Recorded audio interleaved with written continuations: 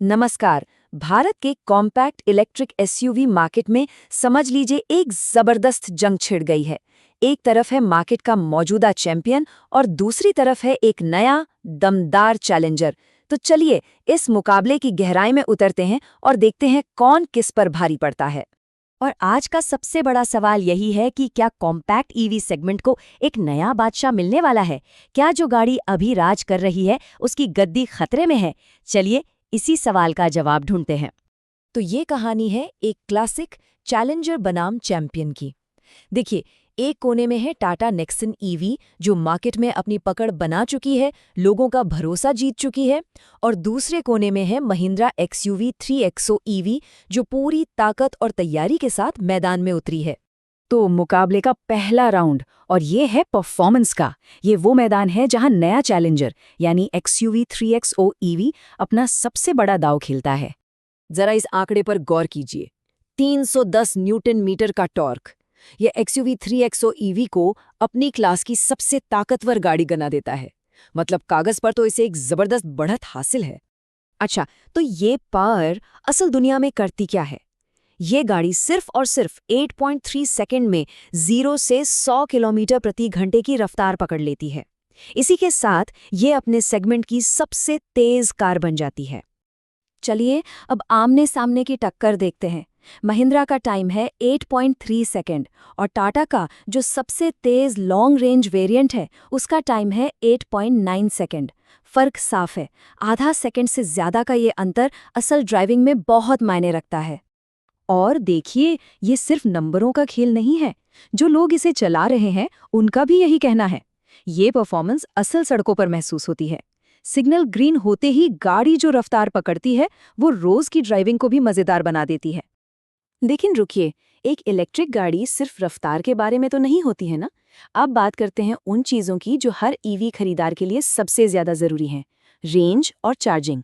और यहीं पर चैंपियन यानी नेक्सन ईवी जोरदार वापसी करती है। यहाँ कहानी बिल्कुल साफ है।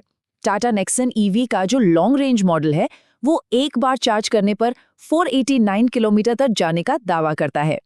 ये महिंद्रा के 351 किलोमीटर के दावे से कहीं ज्यादा है। और ये सिर्फ कागजी आंकड़े नहीं हैं।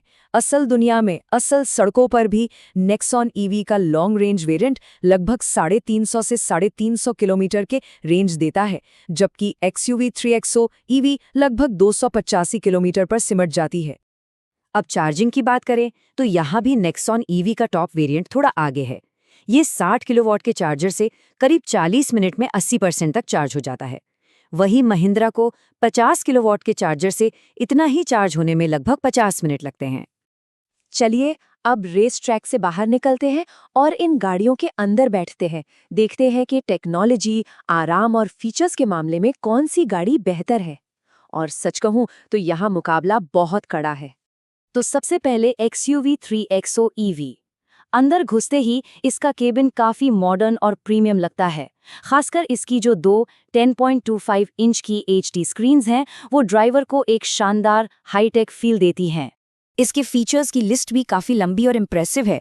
डुअल स्क्रीन तो है ही, साथ में बेहतरीन हर्मन कॉर्डन का ऑडियो सिस्टम, वायरलेस कनेक्टिविटी और सबसे बड़ी बात लेवल 2 ADAS यानी एडवांस्ड ड्राइवर असिस्टेंट सिस्टम जैसा सेफ्टी फीचर। सब मिलाकर ये एक बहुत ही आकर्षक पैकेज है। दूसरी तरफ नेक्सॉन ईवी भी कम नहीं है।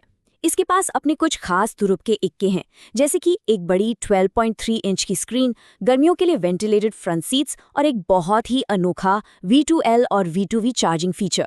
इसका मतलब है कि ये कार एक चलते फिरते पावर बैंक की तरह काम कर सकती है। और हाँ, इसकी 5 star Bharat NCP safety rating को भी नहीं भूलना चाहिए, जो एक बहुत बड़ा प्लस पॉइंट है। तो अब हम आ पहुंचे हैं मुकाबले के आखिरी दौर में। यहाँ हम बात करेंगे कीमत और वैल्यू फॉर मनी की, यानी वो फैक्टर्स जो अक्सर खरीदने का आखिरी फैसला तय करते हैं।